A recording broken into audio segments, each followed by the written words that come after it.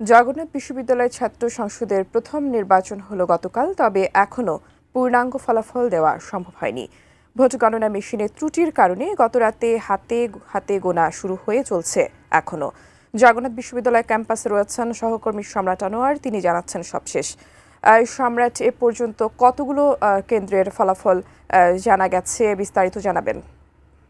যোগসু এবং হল শিক্ষার্থী সংসদের যে নির্বাচন, সেই নির্বাচনে এখন পর্যন্ত ২৬টি কেন্দ্রের ভোট গণনা শেষ হয়েছে এবং তারা এই ২৬টি কেন্দ্রের রেজাল্ট দেওয়া হয়েছে এবং সেই রেজাল্ট যেটি হয়েছে সেখানে দেখা যাচ্ছে যে শিবির সমর্থিত যে প্যানেলগুলো আছে সেই সব প্যানেলের প্রার্থীরাই সবগুলো পদেই মোটামুটি এগিয়ে আছে। তবে আমরা দেখেছি যে এই ২৬টি আসনের মধ্যে সবচেয়ে হাড্ডাহাড্ডি লড়াই হয়েছে এই ভিপি পদে এবং সেই ভিপি পদে আমরা দেখেছি যে ছাত্রদল, ছাত্র অধিকার পরিষদ ও সাধারণ শিক্ষার্থীদের সমন্বয়ে গঠিত ঐক্যবদ্ধ নির্ভীক অভিযানের যিনি প্রার্থী AKM রাকিব, তিনি ৩,০১৩টি ভোট পেয়েছেন এবং তার চেয়ে প্রায় ৩৫১টি ভোট বেশি পেয়ে শিবির সমর্থিত প্যানেলের যিনি প্রার্থী ভিপি প্রার্থী রিয়াজুল ইসলাম, তিনি ৩,৩৬৪টি ভোট পেয়েছে এবং অন্যান্য যে পদগুলো আছে সেটার মধ্যে এজিএস প্রার্থী অর্থাৎ এজিএসের ছাত্রদল সমর্থিত যিনি প্রার্থী, তার চেয়ে মোটামুটি ৫০০ ভোটের চেয়ে বেশি এগিয়ে আছেন শিবির সমর্থিত মাসুদ রানা।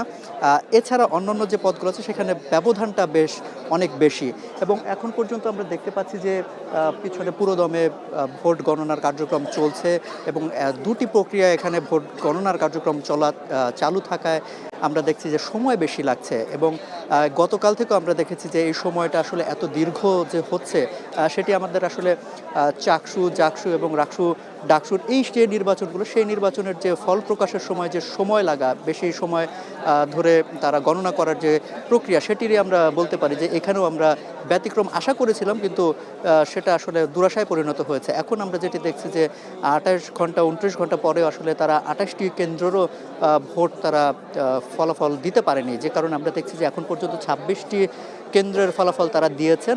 এখনও বাকি আসে বেশ কিছু। আপনারা জানেন যে সব কিছু মিলিয়ে ৩৯টি কেন্দ্র রয়েছে এবং সেই সব কেন্দ্রের অর্থাৎ ২৬টির মাত্র দেওয়া হয়েছে। বাকিগুলো আসলে কখন নাগাদ দেয়া হতে পারে, কখন নাগাদ যে শেষ হবে সেটিও এখন পর্যন্ত নির্দিষ্ট করে বলা যাচ্ছে না। তবে যেটি ধারণা করছি আমরা যে এখন পর্যন্ত যে হাড্ডাহাড্ডি লড়াইয়ের আভাসটা ছিল, সামনের যে কয়েকটি কেন্দ্রের বাকি আছে সেই কেন্দ্র অনুযায়ী আসলে শিবিরের প্রার্থীরাই বেশ এগিয়ে রয়েছে এবং ছাত্রদলের প্রার্থী ভিপি পদে এগিয়ে থাকার প্রবণতা আমরা গত কয়েকটি যে কেন্দ্রগুলো ছিল সেখানে আমরা যেরকম দেখেছি, সামনের কেন্দ্রগুলোতে আসলে সেভাবে দেখছি না। সেক্ষেত্রে বলা যায় যে শিবিরের যারা প্রার্থীরা রয়েছেন তারাই মূলত এগিয়ে থাকবেন বাকি আসনগুলোতেও, বাকি যে কেন্দ্রগুলো আছে সেই কেন্দ্রগুলোতে।